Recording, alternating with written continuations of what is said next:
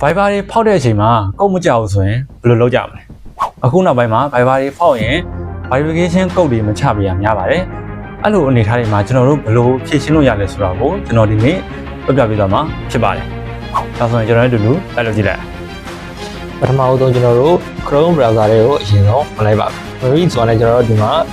support Viber ဆိုပြီးရိုက်လို့ရှာပါတယ်အဲ့မှာ support Viber ဆိုပြီးရိုက်ရှာလိုက်ပါ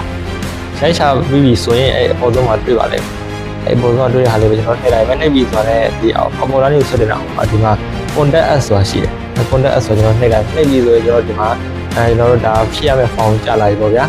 အဲ့ဒီ form မကြာလာခင်မှာကျွန်တော်တို့အဲ့ form ကိုဖြည့်ခင်မှာကျွန်တော်တို့အဲ့ဒီမှာသူက robot လားလူလားဆိုပြီးတော့သူက robot ကိုနိုင်တော့ခိုင်းတဲ့စာတစ်ခုရှိရဲအဲ့တော့ကျွန်တော်တို့ကကြာလေးဖိထားလိုက်ဖိထားလိုက်ပြီးဆိုတော့ဒါလေးကိုစောင့်အောင်ဖိထားလိုက်ရင်ဒီမှာအမှန်ကြီးလေးပေါ်သွားလိမ့်မယ်ဒါဆိုရင်တော့ကျွန်တော်တို့ form ဖြည့်တာဆိုတော့လူဟုတ်မဟုတ်ဘူးတစ်ချက်စစ်ထားပါဒါဆိုရင်တော့ကျွန်တော်တို့က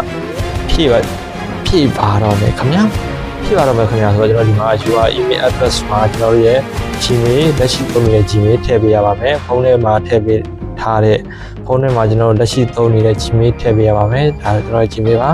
ဒါတော့နာမည်ပေါ့ဗျာနာမည်ကျွန်တော် Viber မှာပေးတဲ့နာမည်ပေါ့ဒါဘယ်လိုပဲထည့်တဲ့အဆင်ပြေပါလေကျွန်တော်တို့ Viber မှာနာမည်ပေးတဲ့နာမည်ကိုကျွန်တော်ထည့်လိုက်ပါတယ်ဒီမှာ category မှာတော့သူကဖြစ်တဲ့ကိစ္စကိုကျွန်တော်ရွေးလိုက်တာပေါ့ဗျာကျွန်တော်ကတော့ဒီမှာကျွန်တော်ရေးရမယ့်တစ်ချက်ကျွန်တော်ချလိုက်မယ်ဒီမှာရပြီကျွန်တော်ဒါပေမဲ့ technical issue လို့ပဲကျွန်တော်ရေးလိုက်မယ်ပြီးရင် topics မှာကျွန်တော်တို့ဒါကျွန်တော်ကြက်လာရေးရတဲ့ဒါပါဖြစ်တာလဲဘယ်သူကုန်းကြလားဒါယူဝကိစ္စလားဘာဖြစ်တာလဲဆိုတော့ဆက်ရွေးကနေကျွန်တော်ကတော့